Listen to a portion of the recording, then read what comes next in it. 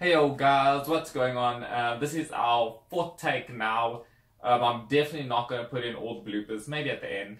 Yeah, we're going to be talking about first things first, this game right here. GTA 5, where a lot of people are getting banned. 30-day bans with no chance of appeal at all. We got some South Park on the screen to the game, don't worry, no copyright. I'm allowed to play that. um, Long story short, people are getting banned for 30 days, no appeal, and nobody knows why. So there's a subreddit going around with about 1,600 upvotes on it, and then people are review bombing on Steam. I think the first day that it happened, it was this past weekend, was I think like Saturday was about 1,500 reviews, and then on the Sunday another 1,000, and so on and so on. It kind of started dying down as people, once they gave a bad review, that is it. They really can't do anything for a month and they can't play the game. So people kind of just want to know, hey, what's going on, GTA? This all happened after the San Andreas Supersport update, I think, and it must have just triggered a new bug. Obviously, there's a new what's called cheater system that must have been implemented and stuff updated. So we don't know what's actually going on. I think people just want Rockstar and Take-Two to just give us some information and tell them what's going on. Next up, we're going to have some EA news and Star Wars, and surprisingly enough, this isn't about microtransactions. Let's see if we can segue to that. No, I'm joking. So anyways, EA's got a new posting. I'm sure you guys have seen it if you want a job with them, that they have a new open world lead engineer, and yeah, there's a job listing. So with them recently closing the single player game at Visceral and moving it to the Vancouver studios, they are looking for someone to make an open world game. There's a long listing. I'm sure if you're actually interested in the job or qualified, you can go read it, but otherwise it doesn't really matter for most of you. Long story short, after the internet picked up the story and the idea that obviously there is a game under works now, and they've mentioned it themselves that it's under development, that people are confused that EA removed the open world wording from all listings. So that's a bit confusing. We don't really know what's going on. And previously they did also have a listing for a creative project lead. I'm not entirely sure. I can't remember the details now, but it'll be in the description with the rest of the articles and stuff. So yeah, EA trying to look for some people. There's a single player game coming soon. They've had the license for quite some time from Disney, so I'm ready for something. Let's hope it's canon this time. I don't know, we'll see what happens, but EA. Okay, so some stuff happened again. Lots of bloopers for this video. I don't really think you guys are gonna have all included, but we got some Fortnite on the screen now. So we're gonna move on to our next story, and that is Unity. And as you guys know, Assassin's Creed Unity had some problems with its development, especially some face issues. Face as it like, like face, I don't know how to describe it, like no, social standing, whatever, like embarrassment, and actual face is missing.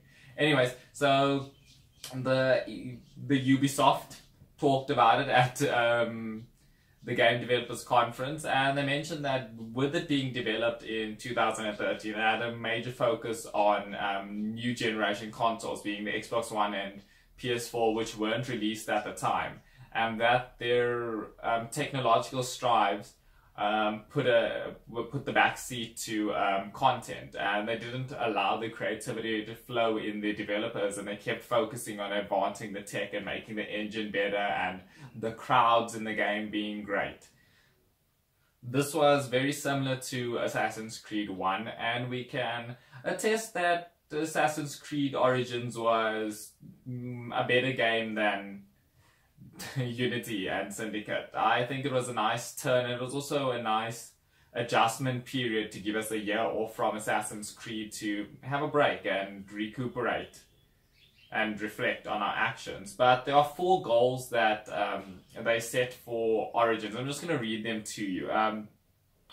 Mastery the craft of open world, sticking a balance between story and players, making it a non-skippable episode, and making it a connected game. saying that players don't really care for the code behind the game and that they really just care about the experiences. But sticking with the theme of Ubisoft and Far Cry 5 downloading in the background, I could probably just put that on screen now. Magic. So we're going to talk about some microtransactions. I don't have a bunch of articles. I have a video from someone that's actually played the game earlier and stuff, and I'm going to put that down in the description. So we want to talk about the systems implemented in the game, and it's similar to previous titles. It's just that this time with the online and the services and stuff, that it's kind of a bit out of place, especially with the new climate, especially with EA and Battlefront. So to get into the story, there are two cash systems in the game. There's cash, and then there's silver bars that can be bought with the real money, dollars. And that's kind of why I put that stuff up there. So for example, if you want weapons or something, you can buy the weapons with the in-game cash you've earned from killing people, doing missions and looting and stuff. Or you could buy these things, yeah, I don't know if you can actually see on the screen, it's called silver bars. And then you can just buy the weapons with that in-game. Now, the reason why this is a problem is seemingly that the early game economy is pretty hard to get into, pretty grindy and pretty intense at the early stage from what I've heard and watched. And also, when you walk over bodies, it auto-loots ammo, but you have to manually pick up the cash. And that systems like, for example, a weapon would be about $7,000, $8,000, and you'd be picking up $8 out of a guy's pocket.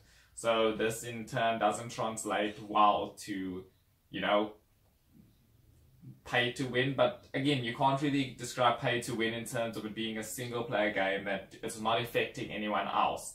It's kind of more moral standpoint, and it's about whether or not you personally feel it's okay or not. But I think we should rather get into this more in the full review, which since we've got the game, we'll do the late review in its usual timely fashion.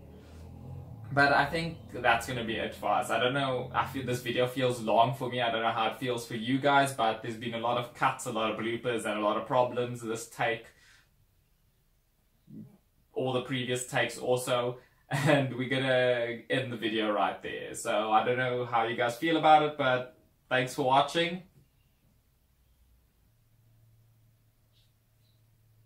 So something interesting, and why am I like on the screen paused? Hey yo guys, actually, give me 2 seconds. I think for one day it was 1,500 reviews, and then